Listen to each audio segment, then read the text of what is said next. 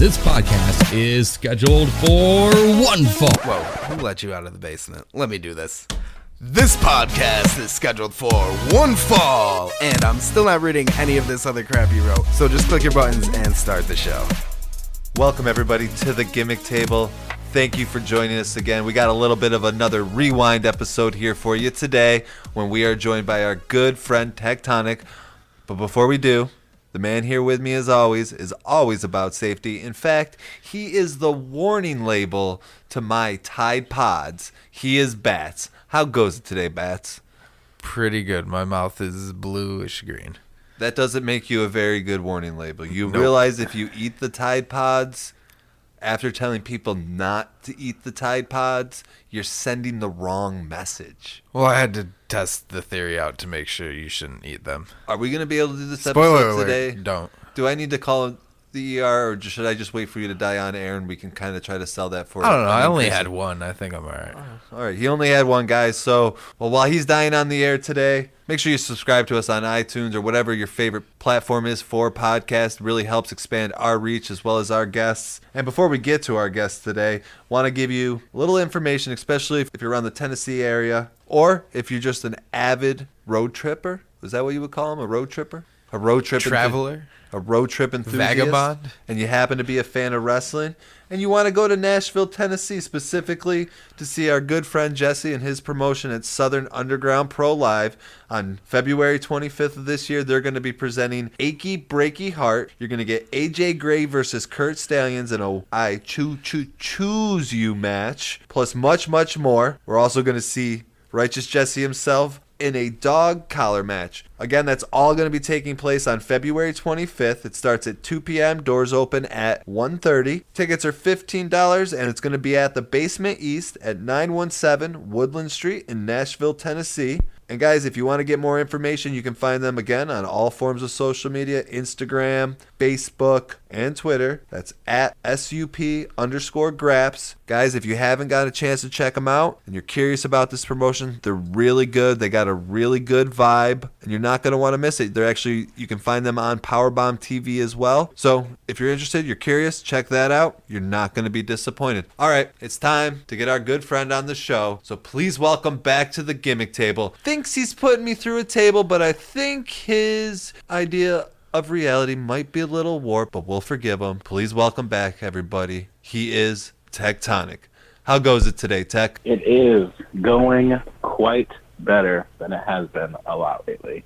That's good to hear, because we know that you've been kind of unable to compete due to a hand injury. If you want to let our fans know how that happened. Yeah, so in October, the very end of October, the last Sunday of October, I was doing a match. You could call it instant karma because of how quickly it happened. During the match, it happened in the first 2 minutes of the match, and we did a 15-minute match. Beginning of the match, I'm establishing very clear dominance because I don't like my opponent. I really don't. If you happen to, he's not on Twitter, but I'm sure you can find him on Facebook and Instagram, but he goes by Robert Vaughn. Pretty lean, pretty cut bodybuilder, deadlifter guy. We're locking up. I push him off and I slap him right in the face. Dirty tactics.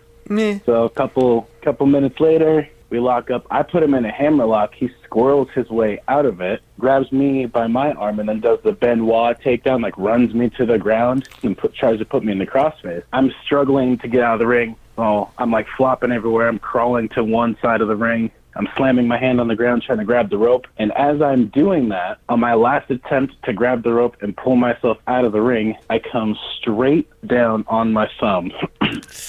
And my hand immediately went numb. The whole thing from my wrist to my elbow. The whole thing. So I roll out of the ring, and I'm sitting there kneeling, and I'm looking at him. And in my mind, I'm like, ooh, this hurts so bad. And then I can feel my body start to immediately sweat, like I was terrified, like I'm super scared kind of sweat. We just started. There's no point in sweating. But, adrenaline kicks back in. I'm shaking it off. We finished the match. But I noticed when I woke up in the morning, my thumb was 2.5 times the size of my other one, and I couldn't bend it in any direction or move it to save my life without ridiculous amounts of pain. So I went into the doctor, did some x-rays. Nothing was broken.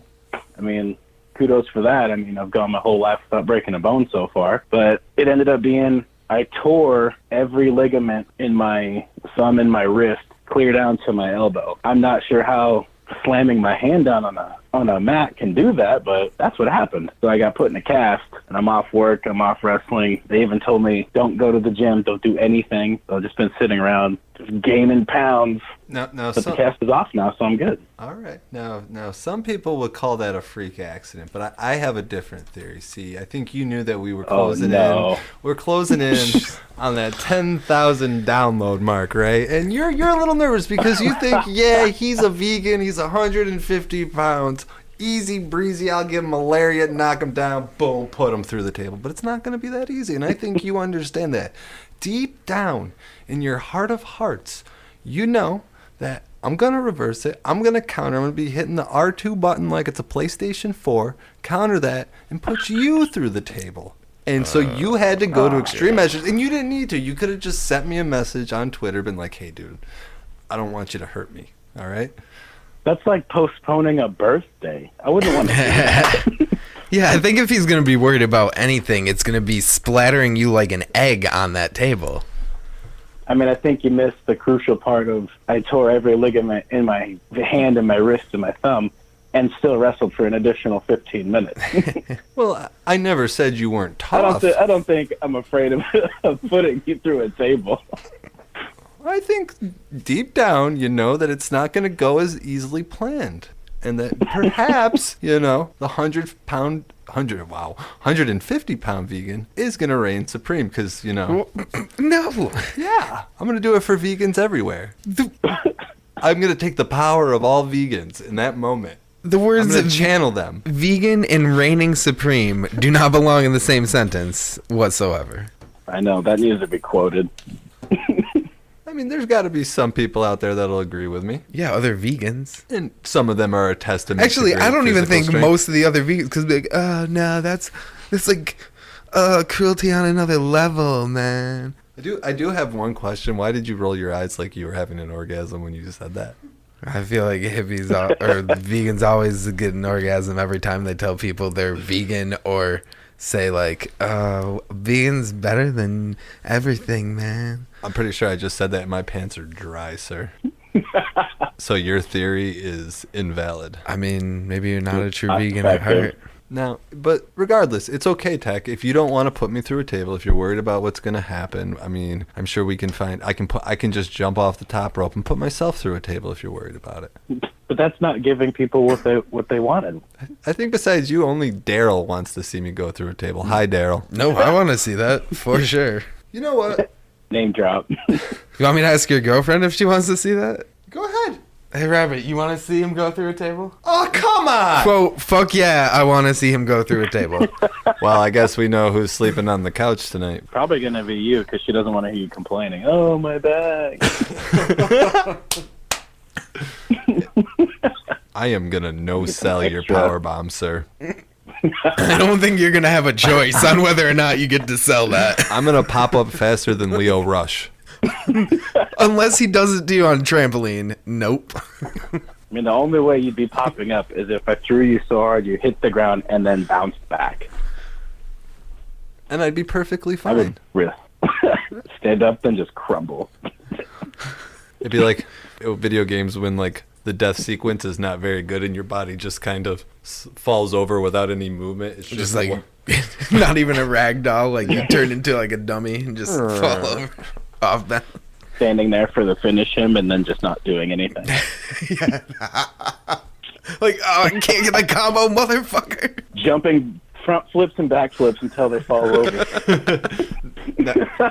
Now, for anybody clearly still listening at this point, if you don't think I'm a complete idiot, yes, I understand that when you put me through a table, it probably means the death of me. But it's worth it because we are slowly approaching the 20,000 download mark. And I don't know if you recall, Teck, what happens when we hit the 20,000 downloads. But if you don't, I think you should ask my good co-host over here, Bats, what happens. I think, if memory serves correct, it's either 2 tables or it gets a little hot over there.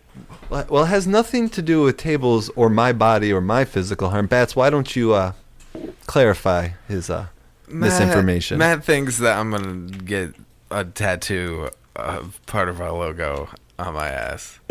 You agreed to get part of our better. logo.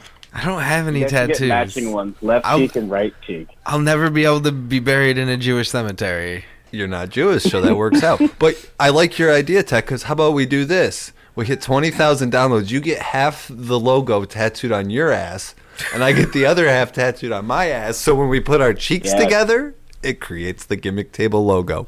That's the new gimmick. And what have I been saying lately? Life is a gimmick.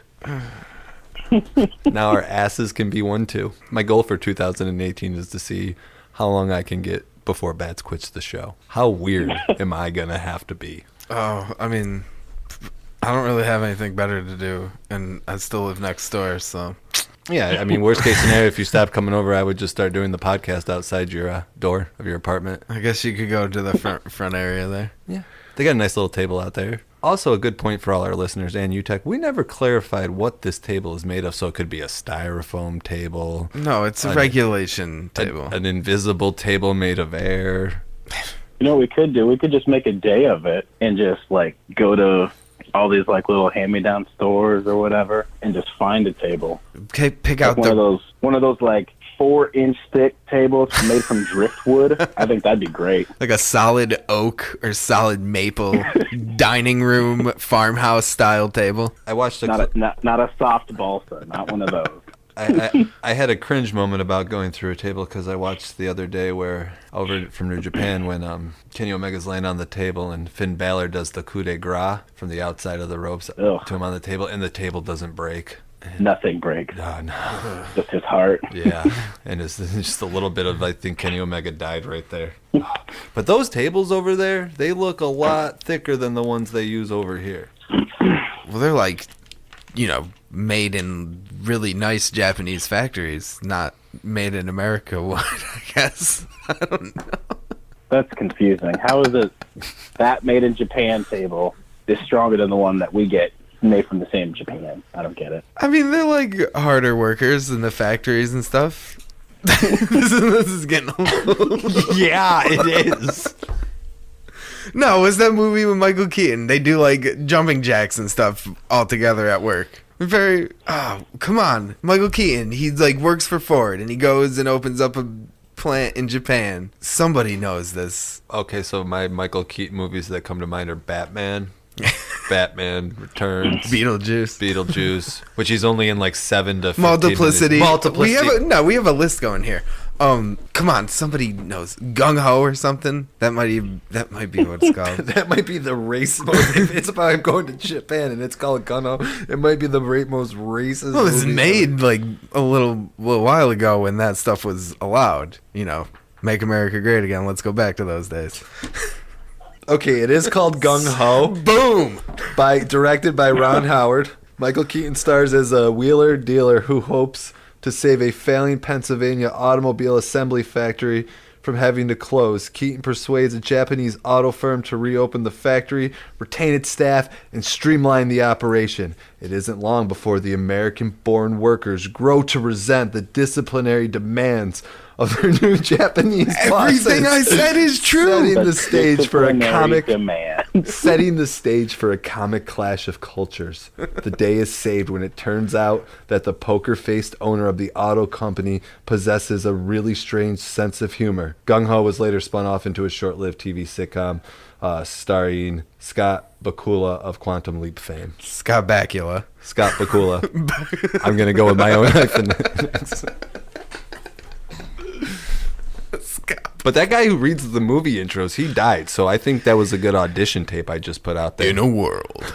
Back to you. The injury's over. You've taken off the cast. You're going to put me through a table soon. We all know what's happening here in the near future. And anybody listening, my goal, I figured, Teck, we should, be able to get out there, get you out here about the year anniversary of the show. I figured that was a good time, give people an actual time frame, a date on that. But I figured what a better time to do it than the 1 year anniversary of the Gimmick Table. You're one of our first 3 guests. I think that would be a When great way is to that do it. anyways? Because that's really close to when I actually made my Twitter account even. That would be July. July 24th was the release of our lunch with our first 3 episodes with you, Seymour Snot, and Victor Andrews. Yeah, so it was only like a month or 2 before that I made mine. So I think I'm actually coming up on mine soon too. So I guess I'll have to put you through a table. Hey, good thing Oh, you're damn. going to try to put me through a table because we know what's really going to happen, Teck, even though I just said none of that. Oh no, man! I don't think your vegan strength is gonna work on me. It's not very effective. But you forget that as vegans we can channel each other, okay? And there's some pretty tough vegans out there, okay? Last time I checked, Austin Aries is a vegan, so somehow I'll get my meditation up, I'll eat my kale that day, and I will channel him, and I will beat you. Austin Aries was like, how long has he been a vegan for? I don't know. I can't. Because I'm pretty sure he was already huge before he became a vegan. Well, we don't know how long he's been. He a vegan. was already jacked. Like, you are not going to gain any type of mass becoming a person who doesn't eat other animals. But you don't understand the concept that the protein that you receive from animals is recycled protein that originally came from the plant. So therefore, you're eating recycled protein while I'm eating the full protein. Okay? No, that's not true because they're chemically completely different.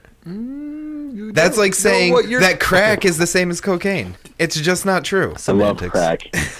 Oh, okay. Well, why do you love crack, Teck? Let's get off bashing the vegan and because it has protein? A question mark? So you're telling us that the protein found in crack is well, yeah, because isn't crack just a what's the word I'm looking for? A concentrated version of cocaine with a little ether thrown in there and maybe it's a little usually like baking soda. Baking soda and ether. You cook it up. You boil it, but you double boil it. Wait, why do you know that? Like 3 movies show you how to cook crack. Gangster This movies. just got real.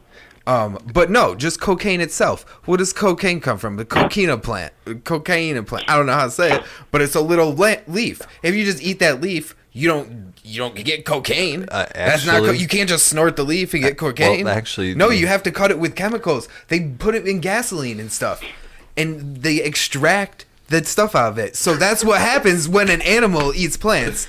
Is it turns the plant leaf into cocaine fuel, which is meat in this metaphor, and you see where I'm going. In theory. Okay, so real quick to everybody listening out there, just an announcement here from the Gimmick Table. In no ways is my co-host Bats a scientist, or does he know what he's talking about? And probably half the shit that comes out of my mouth is probably a bunch of bullshit too. So please don't take anything we say seriously unless it relates to our guest. I don't think this shows up on the educational values keywords at all. Really? Because that's what I've been hashtagging in all our episodes. Educational. Well, we learned about being a cannabis athlete. That was very interesting. Never knew that, somebody could be a pothead and not be lazy. I just thought, obviously being the square that I am, that wasn't something you could do. That's like every wrestler on the West Coast. So that's like everybody on the West Coast. Pretty much. Well, we've talked about you don't smoke. So what's that like, being like the one guy out in the West Coast that doesn't smoke weed? Somehow I'm still hungrier than everyone else.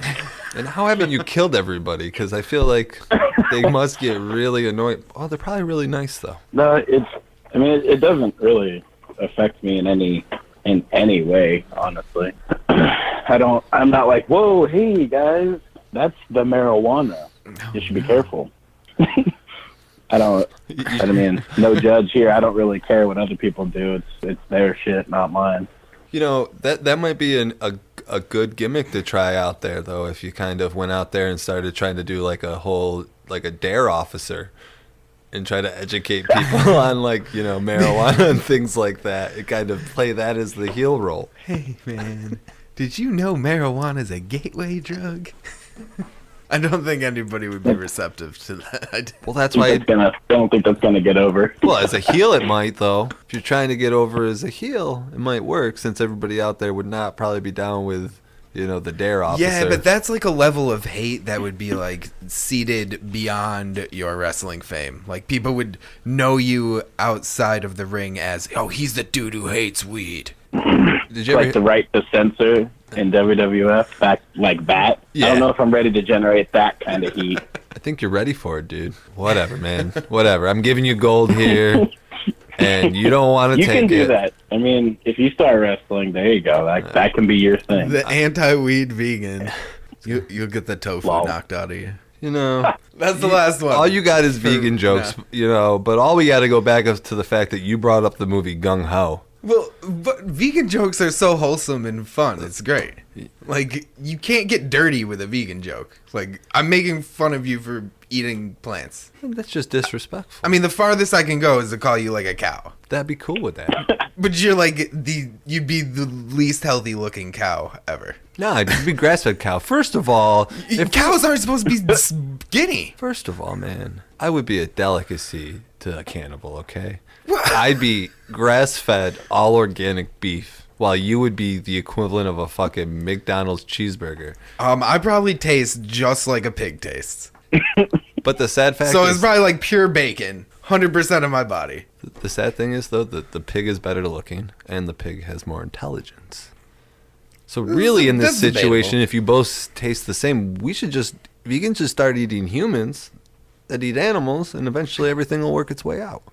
We do. I mean, you don't know that pigs aren't just getting fed mafia bodies all the time. Great, now we're going to get killed. Mafia bodies. Tech, if you don't hear, if this episode never makes it to air, we died by the mafia. Because they're listening. Wait, The mafia. The mafia. At least you had fun. Yeah. Hell of a ride. Is this the mafia from the video game series that we're worried about? We can't talk about what mafia it is, okay? But you know which ones. Illuminati. Oh my God, what did we get ourselves into this evening? Now, Tech, I'm not going to segue here because I can't do it. All right? But you're back. I know you say you don't have anything coming up, but when are you hoping to get back out there? Oh, man. I feel like February is going to be a better month for me because there were two next week.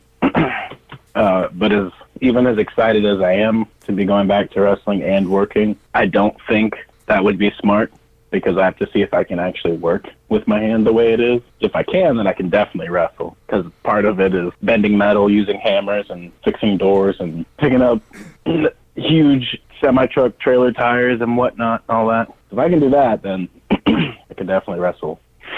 But I for sure got a spot in March up in Seattle. And then the rest of it will be fairly local over here. So Portland, Gresham, and hopefully Salem. So a few things coming up.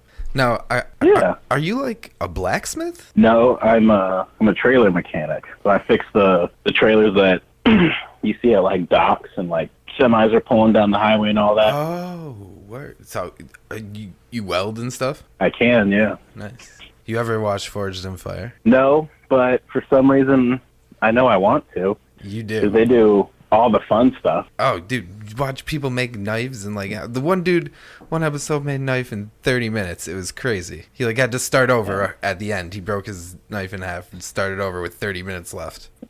The judges were like, "What the what?"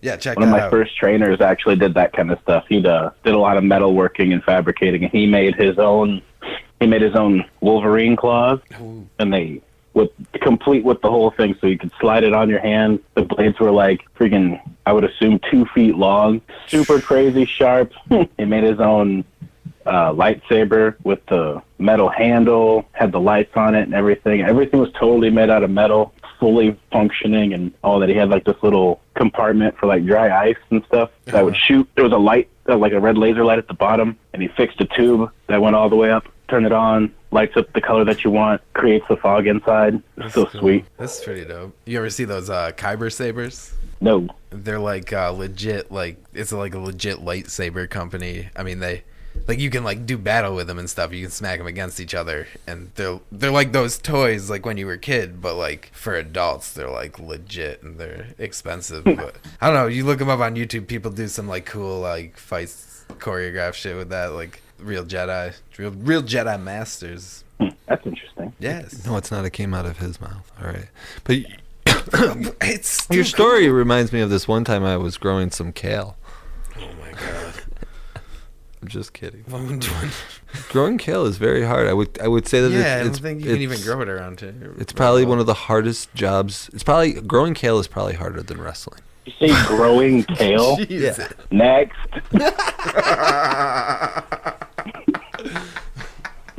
If you recall, we did have Mr. Banks back on for an episode, and he kind of talked about getting in the ring with you, and pretty much said he was gonna have an easy breezy time with you. Yeah, an easy breezy time with you. Easy breezy. Beautiful Yeah, cover girl. I just had an easy breezy time. It was super easy breezy. We're cutting this whole part out. But he pretty much said that he was gonna have no problems taking care of. 1, 2, 3. Any response for Mr. Banks? I could be making that up. He might not have said that. But I don't hey, remember. He might have said he wanted those hands or something. I don't know.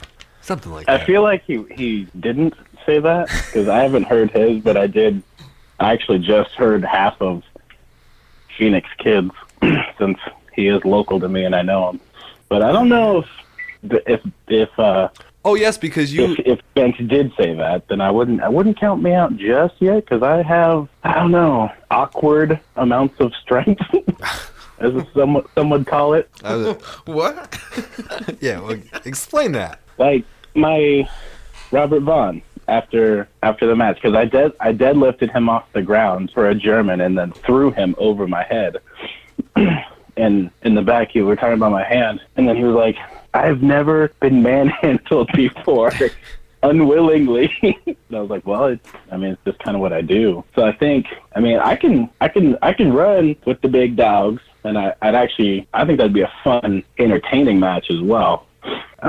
Where is he? He's in like Virginia, right? Yeah, that's pretty far across the country for you. But if I recall correctly, because we had put out any questions for Mr. Banks, and I think that was the question. I think you might have asked why he's scared of you or something. I did. I remember now. I asked him that. So that was asked on the show, and I think he pretty much said, kind of what I said. I paraphrased, made it a little better for TV. Yeah, I'd like to see that match TV, too. What? I'd like to whoop that ass. I don't know, dude. I might have to have him take care of you so I don't go through the table. Well, if that's the case, you probably get more downloads. So it's either the table or getting tattooed, or both. We could do both. Oh, the tattoo's definitely happening. Sure, man. Whatever you say. No, because how are you more okay with getting a tattoo, which is permanent, than going to a table, which is temporary pain? Well, I don't get the tattoo. I get the table. He gets the tattoo. Oh, but you guys have to match it if it's only going to be half of one. Well, that was just for a joke. I wouldn't really. That means we have to put our ass cheeks together, bare ass cheeks, and we're not that good of friends. Oh, well, that's unfortunate. I hope you don't have friends that you're close enough that you like to get half of a tattoo on your ass and half of a tattoo on their ass and then press your ass cheeks together and show the world. I don't know, man. What? Why are you even thinking those thoughts? It's because I'm a square. But maybe you and Benjamin meet somewhere in the middle, and we just find a parking lot and we Nebraska? A parking lot? We'll set up a ring with trash cans and some mats. We'll go like old school. We'll find some like softish ground, and we'll just do it there. I can't remember where it is, but I remember cruising through Twitter, I think a day or two ago, and there's actually a promotion that they're running like a fairly big show, like getting good names, and the entire show there is no ring. Like that's actually the gimmick for it. There is no ring, so like every match is technically a street fight. That's always fun. That would be so crazy. That's just like all the backstage fights on Raw and SmackDown and stuff. Like just instead of putting the ring and letting that get in the way of all those backstage fights, just have a bunch of backstage fights. Yeah. Wow, Bats, I think my phone's ringing. It's WWE Creative. They want you to come work for them because that idea was I know, they amazing. just DM'd me on Twitter. Oh, yeah. Yeah. I'm pretty sure you're going to get in trouble for slander or libel for saying that they DM'd you on Twitter. What? What? What is that? Oh, what? This asshole said that we said. I don't think they care. I would care if it was you. You're biased. They'll shoot you a cease and desist. Yeah, do not talk about us. Since they seem to be so good about that. But I would actually hope for that because I feel like that would just give us a greater boost in downloads. Probably. I would gladly take it. I would WWE retweet that cease and desist letter all day. I'm gonna I don't know what we've done yet, but we've done something to infringe on some of your copywritten material. I'm pretty sure of. So just send that cease and desist letter. Apparently, DM Bats for my address, since you guys already have an open communication going. Oh, what's that? They want me to host Monday Night Raw? Well, I mean, if you insist. And WWE ratings just dropped to an all-time new low. Every match would be Michael Cole versus somebody huge. It'd be fun for like the first 3 matches he gets creamed in, but after that it would just get old. Okay, Matt, how about this? Picture this. I take the entire budget for that night and pay Kenny to come on. No. No, you don't want to see? No? And you get to meet him in the ring, and he's the one who gets to put you through a table. Okay. Sorry, Teck. No, that's Tex. That's Tex. It was promised to him. All right, well, Teck can be there too. I mean, you're gonna have to do it for free because I gotta give Kenny all the money. Other people have asked to do it, Teck. I just want you to know this, and I've declined. You will be the only one. I'm glad you're vouching for me. Well, I can't. That would go against my word, and we can't be doing that. I can't be pulling a Bats around here. What? Saying, "Oh yeah, I'll get that tattoo. We're gonna hit 20,001 downloads, and I'm you gonna." still haven't gone through a table, bro. And first of all, let's look at some of This the. is not even scheduled. We just. Teck, what did we talk about earlier in the episode? Can we get a rewind and can you play that for all Oh, of there's us? a date? What's the date for it? Our 1-year anniversary. Yeah, what's the actual date? That would be July 24th of 2018. So on July 24th, 2018. Roughly around that time when We're we making do our a year. verbal agreement contract right now. Dude, I will that go rewind on. was so accurate. It's so fast. Yeah, did you think Kate is so good at that? I mean, It's like he's spot marking. He's like, oh, by the way, that's bookmarked. I think his switch is actually, because that's what he does, is he sits here, listens to us, and plays the switch. That's what he's doing right now. Right now, Playing Mario Zelda. or Zelda. What are you? Playing Resident Evil. He's playing Resident Evil right now. Oh, I think you should put the sound guy through a table. Nah, that'd probably kill me. Yeah, he weighs even less than you do. And he's, but he's also 4 feet tall. I have less surface area because I'm shorter. Like, that would be more painful, right? He's not even a vegan. What He if- just eats like Oreos sometimes. He's trying to be a vegan. He talks about it. He slowly talks about becoming a vegan. I mean, the only meat I enjoy. well, is what if we chicken. fed? What if we fed your ferret first? If we what? Aren't you the one that has a ferret? Yeah. I do have ferrets. What if we fed them first? Then you could get on my good side. Then I can put you through a table. That's like a favor for a favor. I mean, it's pretty easy to like grab some food and put it in their dish. That's a very simple. Exactly. Task for me to do on a daily basis and not get thrown. How about through a this? table. If you get put through a table and don't die, but end up in like the hospital, or if you do die, I will totally promise not to sell your ferrets to somebody who eats ferrets. You don't even know where I live. Yeah, who do you know that eats ferrets? And you don't know where I live. You've never. Anybody had my listening out there, address. if you eat ferrets, contact me. His DMs are open. Slide through. Don't even slide it, just fly it. It's like to catch a ferret eater. Matt still doesn't even know where I live. It's cool, man. I don't need to know where you live. I'll find you. I'm your boss at your real job. I can get your address. So creepy. Wait, it's Yeah, like this is you're definitely stepping over some boundaries. wait. here. It's on the paycheck they hand me every day that I hand you at 5 o'clock. Oh, where? You can't open his paycheck. It's on the outside of the envelope. I can read though. Whoops. My 1 day notice is in. All right, I won't see you. One day. What is this, you millennial? My 1 day notice. That actually happened to me the other day. Really? With a guy. He basically had another job that would have been considered a conflict of interest, so he had to leave.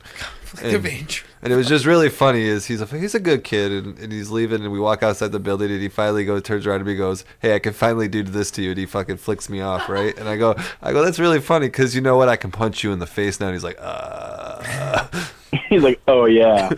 I was like, it works both ways, dude. That But I'm was not. supposed to be like a really touching moment, though. It was a touchy moment, but I thought for a second, and I don't care, he doesn't work there, and it was after work, and he goes to me, he's kind of like divulged some personal stuff to me, and I won't get into it, but I got really creeped out for a second because I thought he was pretty much going to come out to me there in the parking lot because he starts the conversation off. Have you ever felt like you're lying to yourself? And I got no idea where this is going right now. I'm gonna listen because I'm gonna be supportive of whatever you tell me. And it was about a girl, so whatever. It was good. I tried to hopefully give him some good advice. don't know why you listened to me in the first place. Kay tried to, and Matt has the worst advice. I didn't take your advice. I took my own advice. I mean, I remember I said if they made the move, I would go for it. And they did make the move, and I did go for it. should have followed. Great story. So I didn't technically take Matt's advice. Ladies, In fact, he is single I resented Matt's advice. and ready to mingle. I completely ignored Matt's advice that day. Now she doesn't talk to you. So, man. Okay. Kobe. That's fine, because I ignored Kobe. his advice. You didn't listen to the master. Next time I'll have to do that, I guess. I'll have to listen to Matt. Teck, you must think we are the strangest group of people, but I swear everybody in New York is like this. Last time I listened to you, Matt, No, this is normal I to got me. stuck listening to you guys every Wednesday, because that's where That's the last He time. got roped into this shitty internship. Let's talk about how Cade became the sound guy for the show. Teck, would you like to hear this? Kind of, actually, yeah. All right, so if anybody doesn't know, Cade does not know anything about wrestling. I know a little bit. A little bit now, but when this started, I walk up to him one day. I'm like, if I send you audio files, can you make us sound like we're professional podcasters? He's like, yeah. I was like, can you make me some intro music? Yeah, dude. Do you want to just Of course, bro. come to my house every Wednesday and just record it there with us so we'll know everything sounds good? Yeah, Gucci, man, yeah. And then, you know, He said that? Oh, he always says it. and when he's not feeling the Gucci, what do you say? Versace? Versace. It's Versace. See, that one's a joke. Gucci is kind of part of my vocabulary. Gucci's not a joke, though. It started off as a joke, and now it kind of just comes out. Or when it's you know, like 11 o'clock at night and I'm still waiting for the audio file that has to come out at 9 a.m. Yeah, okay, what's going on? Bobby. Okay, last time you made me search for like this one point in the podcast. Not gonna say why. No, say why. Why? We can't. Then you're gonna make him Then he's do it gonna again make for me do it this. again. I'm not gonna say it. See. And it took forever. He said, "Oh, it takes place within the last 20 minutes." Okay, it actually took place in the last 5 minutes. So I'm listening to 20 minutes of audio. Wait, no, it happened at the hour mark and it was an hour and 30-minute episode. Dedication. Yeah, because remember I had to go and find it? Oh, you know what I did? I listened 20 minutes at till the end, and I missed it because I had to go back from it. Well, Oh God. All because Bats has to challenge people to things that he shouldn't challenge people to. It's like Bats always like challenging dudes to like biggest dick contest when he knows he's always gonna lose. not if I challenge you. Boom, mic drop. Except it's suspended by this little metal arm. Or your dick. What? Idiot. That part's getting cut out. You can't just cut out a bad joke. Yes, you can. That's the No. that's the power of a podcast. Matt, I'm editing this episode. I'm leaving that one in. We're just gonna call this the world's longest unhinged. That's really what it is, because I didn't even come up with one, so. No, Wow, this is tact- why Don't You we're- even see- call it a rewind. Just call it a tangent. Fuck It's it. the rewind. No, this is just This is gonna be a This is a rewind. regular episode. Because I want to go rewind. Rewind. And I want to use the rewind logo again. I 'cause quit this made show. that. Goodbye. I'm going to play Elder Scrolls. Yeah, you know, to be fair, That's bro. something If a vegan would say. Matt was like, "Oh, I guess if these guys don't come on tonight, we'll play Elder Scrolls instead." I was like, "All right, sweet, cool." I had a rough day at work. I could really use some time in Tamriel, but then you had to be like, "Oh no, man, I'll help you guys out," like being a nice guy and shit. Fuck you. Yeah, how dare you? See, and you want to put I'm the nice guy here. You want to put me through a table. He's the fucking asshole here. And I'm pretty sure when he did the Christmas episode, you ended up on the naughty list. I think you might It want was, to. yeah, but that was based on something arbitrary that I made up that night. Oh no, it was based on the character we gave you during the unhinged part. Yeah. You weren't even here for that. No, he was on the nice list. He was Yukon Cornelius. Oh yeah, you were Yukon. Yukon Cornelius. Okay, you well, know who that is, right? He assumes you look like Yukon Cornelius. You kind of got a little resemblance to him. You know who I'm talking about? Nope. You don't know What? Come on. the claymation Rudolph the Red-Nosed Reindeer movie. Do they not have that in the West Coast? wait, does Santa Claus come to California in that area? That's true. He stopped going to Cali a while ago. Florida's been on that list for a little longer, I think. No, I mean, yeah. I didn't make you you weren't on the naughty list. So I think you should just put some thought into it, Teck, and put him through the table instead of me, and we can just sit there and laugh and laugh and Call it even. Call it even. I promise you I would die if you put me through a table. My body could not handle it. Oh, but I'm not a vegan. I eat meat. My body can handle anything. Whoa! I never claimed to be like healthier than you. No. Vegan strong. No, you're non-vegan strong, dude. I just you can handle anything. No, you I can mean, take like, a pounding better than anyone. I have a pretty bad back. Well, probably from that pounding you took last night. Yeah, Damn. I don't know where you're going with that joke because I just don't know what you're even talking about. That must have just gone right over your head. Probably because you were bent over due to your bad back from that pounding you took last night. I think you're under the assumption that because in your relationship you like to get pegged, that other people in their relationships like that as well. Rabbit, stop talking to bats about our sex life. It's gonna happen one day. You heard that, The fact that it's been brought up means it's going to happen one day. Teck, do you know why my girlfriend offered to peg me? Do I want to? Well, Do you want to know why? so he can peg her, basically. Basically, it was brought up the only way I can put it in her ass is if she can put it in my ass. So guess what? I'm never gonna get to put it in my girlfriend's ass. One day you're gonna. I mean, I figure- I don't back down from shit. I mean, Challenge accepted. I mean, here's the thing. I figure once I'm like 50 and we've been together for 20 plus years, either she'll give in or I'll just take the pegging at And that like point. your butthole's already so loose from all those other dudes.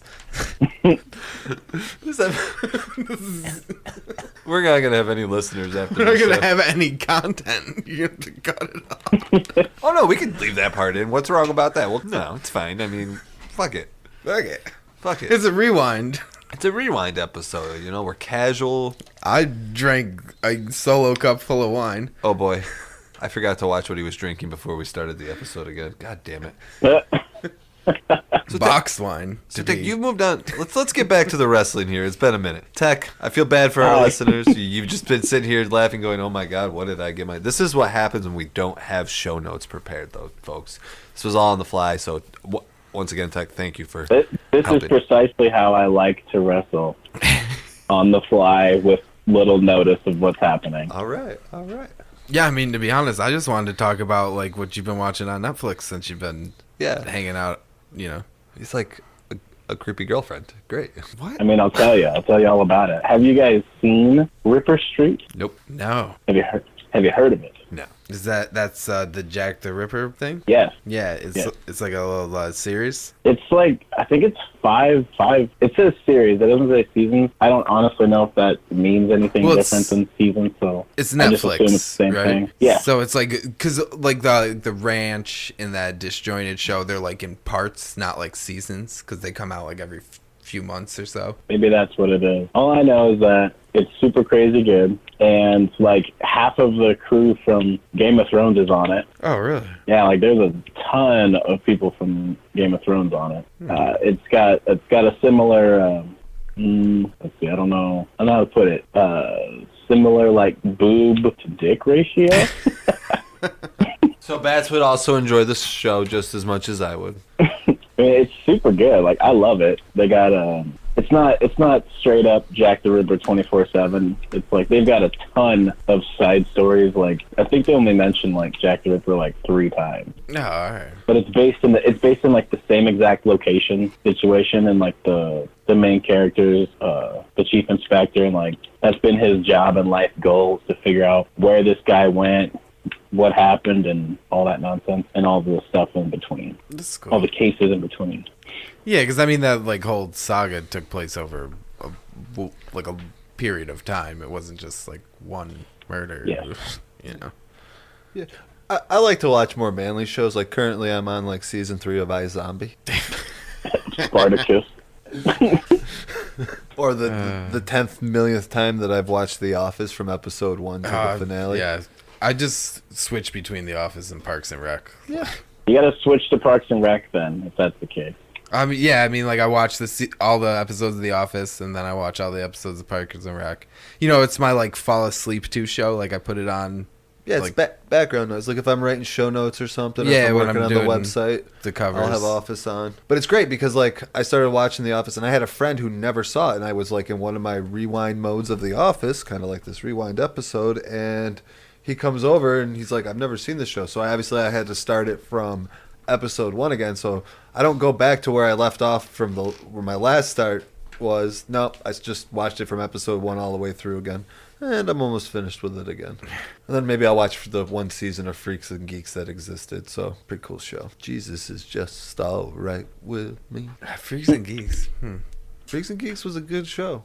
Yeah, I never really got into that. Well, it was only one season, so there wasn't much to get into. But give it a Oh, whirl. I guess that's probably why. Give it a whirl again. It's not bad. Oh, fun fact, since we had obviously that Stoner episode. Did you know in How I Met Your Mother that in Marshall and Ted's apartment, the clock is always set to 4:20? Yeah. See, I didn't know that. Or how Sheldon was almost Barney, or he at least auditioned for it. That would have been weird. Although, it would have been different because we probably wouldn't have known him as Sheldon. Yeah, I don't know. I mean, what's his name? Jim Parsons. He's a pretty good actor, so I mean, Yeah. he probably could have pulled it off. But unfortunately, we know him as Sheldon, so you can't see him in that Barney Stinson role. I can't. Although he would be just going from Doogie to Barney, so I mean, that would kind of work. Because, remember, he was Doogie Howser first. That was Neil Patrick Harris. Harris. And then he was that really smart guy in Starship Troopers. Wait, what are you talking? You're mixing up things really. What? Tech, you understand completely what I'm saying. I'm not even a movie buff, but you lost me on some of that because I thought you were mixing people as well. Who did I mix? Sheldon was going to be Barney. Right, and what I stated after that was how would he be going from Doogie Howser to Barney? Because he's a nerd. We know him as the nerd, and Neil Patrick Harris was a nerd when he was Doogie Howser. Yeah, but he wouldn't have been Sheldon if he was in... Understandable. I'm just saying, in the mindset that we know Sheldon as, man, he is that getting nerd. too meta, dude. I am going way meta. So meta that I just put Tech through a table, and he doesn't even know it yet. Does it hurt yet? He went back in time, and that's actually how you broke your thumb, is he went into that moment and put you through a table. By channeling vegans. Botch. Chaos, magic, and veganism. That's the key to life. Exactly. But Tech, before Baz was trying to Netflix and chill with you, Hey, Damn. when we first talked, you were working for the one promotion, but it seems like you've been working for a couple more now. So it seems like you're expanding where you were working, obviously, before the injury. So what's that been like, kind of opening up to some new promotions and things like that? Well, it's tough. For me, it's kind of tough wrestling in Oregon / Portland in general, simply because everything is so spread out over here. So, like, we've got all the heavily sought after wrestling is all up in Seattle, which for me is a 3-hour drive just in one direction. And then everywhere else is like an hour or so away, which is not terrible. I mean, it's definitely doable. If you're getting the exposure and all that, it's worth it. But it's not bad if you've got a decent car, which I actually don't have. So as fun and as often I would like to be doing these things, it does kind of suck when I don't have, I don't know, I wouldn't say reliable transportation because I have that, but I don't know the correct word for that. But it does make wrestling a shitload way more enjoyable because it's different people. Everyone does things differently. Different promoters do their shows differently. Different wrestlers are trained differently. It helps prepare me mentally for all the different guys like in the Midwest or on the East Coast or people in Japan and things like that. Instead of just being used to one style or this is how this company wrestles, I get used to the different levels of strength and intensities and high flying stuff, and makes you pay attention more. And it's a lovely adventure, and for that alone, it's worth all the drives and all the time on the road and falling asleep at midnight, coming back home. It makes it all worth it. And that's good. And like you said, you don't want to be stuck in one place because you are going to get pigeonholed. And, if you have a limited roster and things like that, you're going to be wrestling the same people over and over again. And while you may be able to put on good matches with them because you know each other well, you're not going to grow. And you're not going to be able to become more than what you are and what your potential could be. Yeah, and that definitely started happening.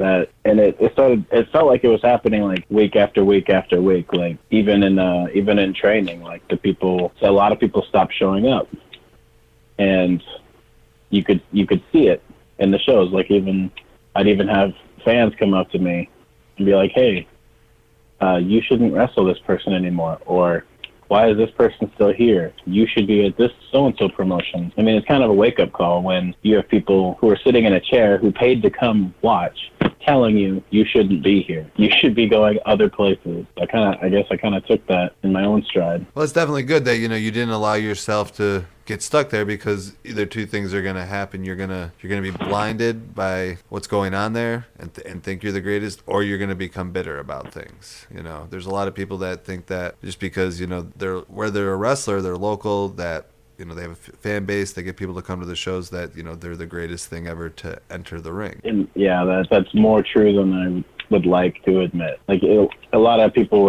it came down to people being complacent too. I mean, backroom politics aside, it was a lot of, oh, this is just how I do things kind of behavior going on. That in itself is not acceptable. Right. You can't, just because that's the way you've done it, and if it's, you know, detrimental to people, or if it's hurting people. If you're losing fans, you're losing money, you're losing wrestlers. Like, wrestlers were leaving. People weren't coming back. I mean, that's not really a place I'd like to keep being a part of. Yeah, because it actually made getting booked outside so much more difficult than I'd even anticipated, honestly. Like, I was having people look at me and go, "Oh, you wrestled here." I'm like, "Yeah, is that going to be a problem?" Because there was an automatic stigma that I had no clue about, but it was a thing. Like, that was something, and I didn't know about that. But it actually made getting bookings elsewhere more of a challenge. Because then I had to not only prove to these people that I knew what I was doing and that I was actually somewhat decent, but then I had to prove it to all the other guys and all their fans too, because they're under the same exact assumption, like, oh, he came from here, so obviously he's bad. And for anybody who knows, if they've seen you perform, I mean, you're good at what you do, and I'm glad, you know, we've gotten to know each other over these last few months. I'm glad that even with the injury, I think things are looking up for you in regards to having more places to wrestle. And also, it's good because I feel like if you're in a position where, like, all the things that you said were happening, that's got to make it tough to even enjoy wrestling. And it definitely did. Like, with a lot of the guys not coming back, it made it to where I didn't even want to wrestle anymore, because, like, they stopped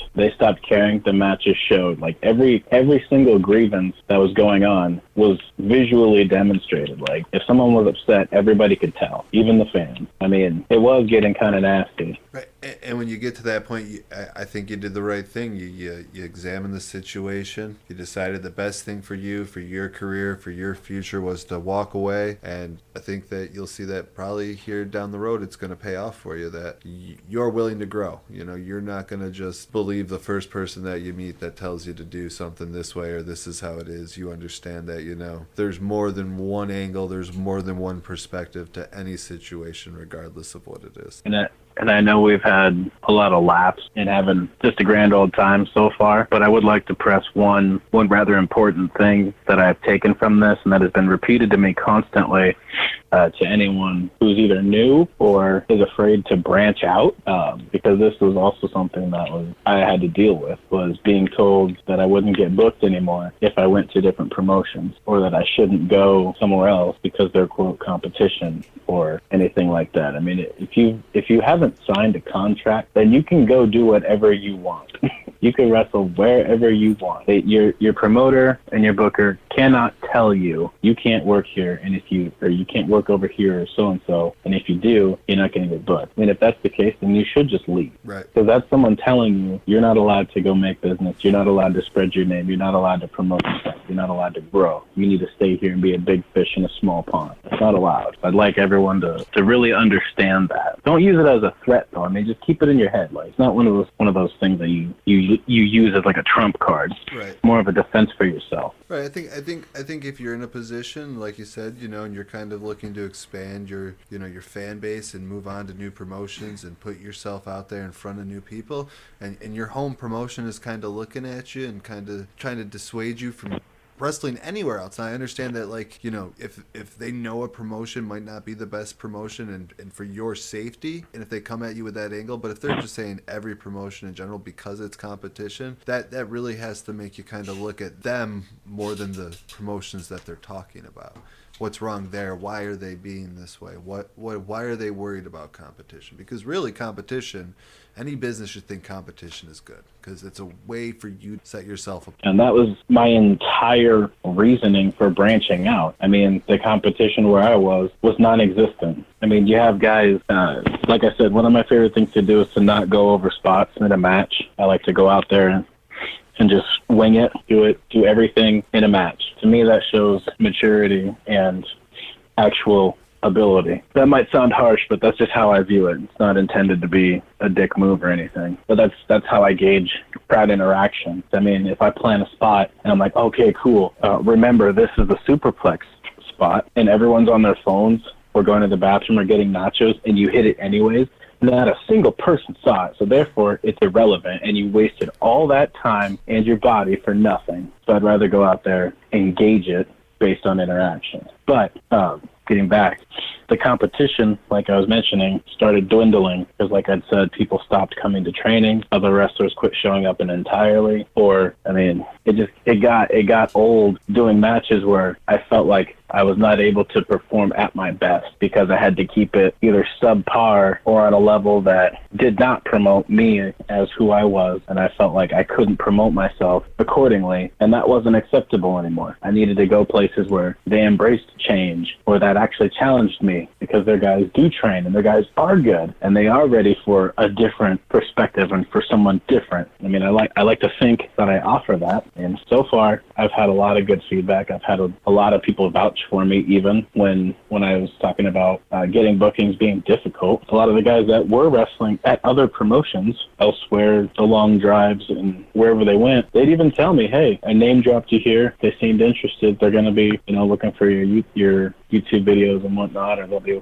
looking for you. And that's actually how I ended up getting booked down in Salem for the West Coast Wrestling Connection, Dub C, and they're the only promotion over here that's even on TV. So I'm doing their house shows. Hopefully one day I can make it up to their TV tapings. But I mean, that's how it started. They knew that I was coming from a promotion that didn't have a very good reputation, but they took the risk, and they're like, hey, we've seen what you've done with other guys. We've seen like some good stuff. Let's get you on some house shows and some student showcases, and we'll see how you do. And they liked it. I mean, they were like, hey, we're glad that we saw something different. Like, what we saw was what we want. So I'm hoping other places disregard where I might have stemmed from or where I got my starting. It just seems to be a bit of a roadblock for me.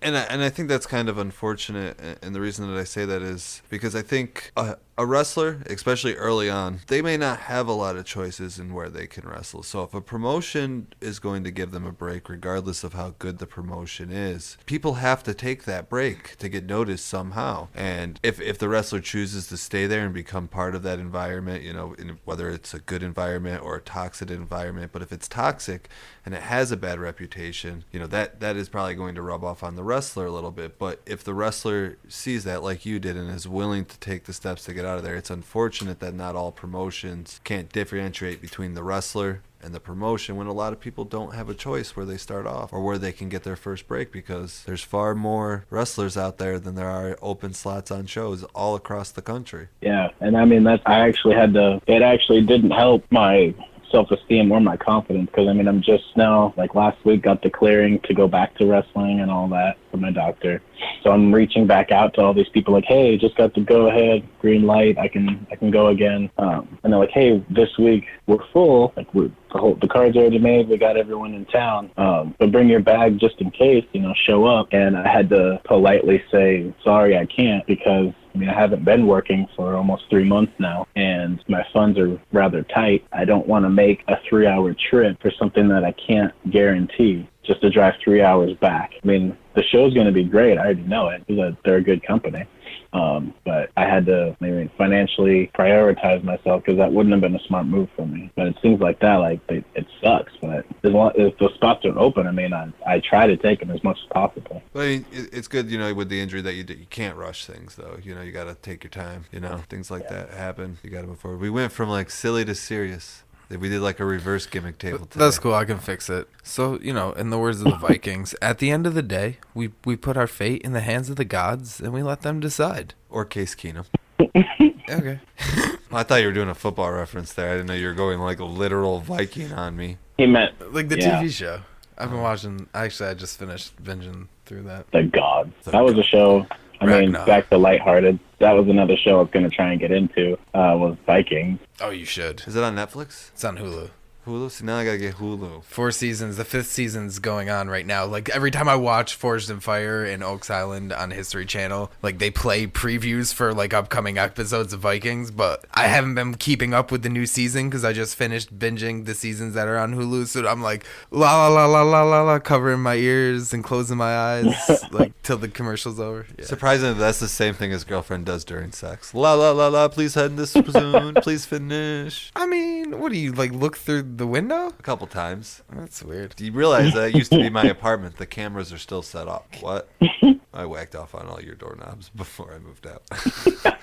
Yeah, we've been over this. I jerked off in All your of house them. here, but you don't even know where it is. Nah, dude, I know where it was. I'm sure you found it by now. You just didn't know you found it. Your cum has a pungent odor. You can Smell it. Wait a second. Like, Why did you let me on the air without show notes? Which one of you should I be concerned about? Like, Bats. with that one, I don't. All right, back Well, to why the do you seriousness. Why do I just make stuff up off the top of my head? Yeah. You know, and we did, announce our we're running for president in 2020. Yeah. As the gimmick Please table. don't. Why not? well, first of all, you just said you jerked off on all the doorknobs in your last apartment, so I'm sure that'll get you a lot of campaign support. There's everybody who has fetish for doorknobs. Boom, that's a vote in our pocket. So all 10 people in America. Hey, that's 10 more votes than we had before. Hey, why? No, wait. What do you mean? Please don't. You're gonna force people to eat fucking kale. Whoa. I'm not gonna force anybody to be a vegan. All right? Because I'm on the ticket It's too. not so. me just running. It's the gimmick table. The entity which is the gimmick table is running for president. Technically, you are partially running. Right, because you're part of the gimmick table family. Right now, you're like probably like 7-8% of the show. So like of the overall entity of the gimmick table. So I mean, you're part of that too. You'd be a cabinet member. Yeah, we need. What do you want to be? Secretary of Defense? Or secretary of. You're going through a table, not me. Secretary of Table Breaking. Department of Furnishing. That's a very good department. The director of Home Furnishing Security. The director of wood. That's your dude. job. No, I erect the wood, not direct. No, you're the erector of wood. Of only my All own. the wood you see, you try and get it erect. Only my own. Tech. I'm sorry about the ridiculousness that has been this episode. No, that's pretty good. Well, if it matters, it's kind of necessary because being off work and not working wrestling shows and all that, being able to work out consistently, the self-esteem and motivation has dropped to an all-time low. So any amount of laughing is kind of a nice thing. If you I mean, don't, since the cast came off, it's been a lot better, but I still have these weird, awkward up and down moments. well, yeah. I mean, you went from being able to do, what you love every weekend, train, to you can't even work your regular job, let alone get inside a wrestling ring. I mean, that's gotta, And I don't know how the weather is out there this time of year, but I mean, everybody about this time of year starts feeling a little bit of that, drag with the weather. Yeah, ours normally starts in that weird seasonal depression stuff that normally kicks in like October and carries through to February because it just gets so dark and it just rains constantly. I think we're the Like, it only. was great all day up until about 6 o'clock. Then it started just raining. Well, we're the second cloud. Aren't we the second cloudiest city? We're voted like the gloomiest city in America. Most depressed. We are There the you most depressed. Binghamton, New York is the most depressed city in the country. We have the second worst health care in the country. go. That's I what don't it know. is. Not if you're on Medicaid. No, I meant like the chances of you dying in Binghamton are higher than anywhere else in the United States. I'm pretty sure that's definitely not true. Do some research there, Broham. Yeah, like go to Chicago. Okay, I'm not talking about people that come to the You hospital. just said the United States. All right, but I'm not talking So you're talking about everybody in the United States. Right, but I'm not talking about like people who go to the hospital because they got shot in Chirac. You're just talking about because there's a ton of nursing homes in Binghamton and a lot of old people die in nursing what I'm homes. talking about is the fact of the matter is that people that go to the hospital here, good old Wilson Hospital, Binghamton General, whatever one, Lords, they have one of the highest. That's absolutely, dude. No, dude. First of all, I don't Not think gonna that's lie. like a I got Googleable thing. intrigued. But there's the rate of people going into the hospitals are not dying, unless you're talking about people who go in for overdoses that don't get Narcan in time. But that's still not even that high. First of all, in regards to Narcan, shots of Narcan went up to about $3,000 a shot. Everybody gets their shot of Narcan. Even if they're already dead, they're still going to get a shot of Narcan and they're going to bill you for it. Yeah, but I'm saying if they don't get it Yeah. in time, they're not gonna do much about that. But no, it is statistically proven that Binghamton, New York was once rated the worst healthcare in America and has slowly improved to the second worst. Okay, what's the date of that article? It's from like 2016. Is it though? I mean, you still haven't even found the article. Un momento, por favor. I feel like it'd be pretty So this easy is to from- find the worst This is healthcare in from America. This is from 2 months ago. Out of Arizona. Yeah, because it's 150 degrees all the time. If a hospital's air conditioning goes out, everybody dies. I can vouch for that. I did Google that top 10 cloudiest state, and sadly, Oregon and Washington are in the top 5. New York is 4th. Yeah. I mean, Oregon and Washington, everybody thinks that Seattle is always being raining. Mm-hmm. Because Washington was ranked first, so that's crazy. Can I see your phone? Okay, so we got a little bit of a fact checker here today, backing me up here. All right. So, number 2, top 10 worst cities. So, readmission rate is 15%. Average 30-day mortality rate in Binghamton, New York is 15%. Hospital safety score grade C, preventable hospitalization. So, these are hospitalizations that shouldn't have happened because of errors made by doctors. 60 times out of every 1,000 visits, there is additional hospitalization needed because of a fuck up by a doctor in this area. So that there's a reason that when people in Binghamton, New York, who have money, go to Syracuse, go to Rochester, go down to Johns Hopkins. And granted, I get this isn't like Those are way bigger cities. understandable, but they have far better healthcare systems. We have one of the worst healthcare systems in America. You guys need to hire Dr. Strange. We need some better doctors around here.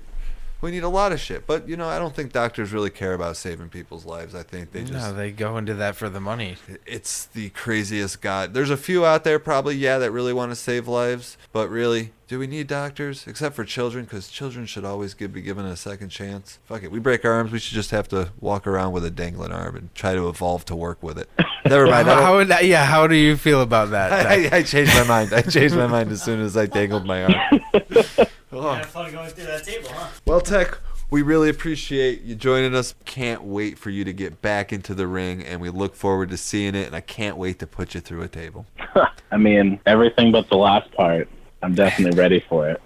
What you'll never be ready to be put through a table by me because you don't understand the power of channeling vegans. Okay, the next time I happen to be in a tables match or anything related to it, or if I just randomly go into someone's match and pull out a table and put someone through it, I'll be sure to tag you. Or if you trip and fall into a coffee table. Oh, And then that'd hurt. break and hurt your other hand. That's terrible. I can't wait to meet you in person because you're just going to tower over me and I'm just going to go, you're such a fucking idiot, Matt. I'm really not that big. Well, compared to me as, being, Tiny Tim because I'm a vegan. I walk with a crutch just because I'm a vegan. Your bones can't support your weight. No, it's the only way people will take pity on us.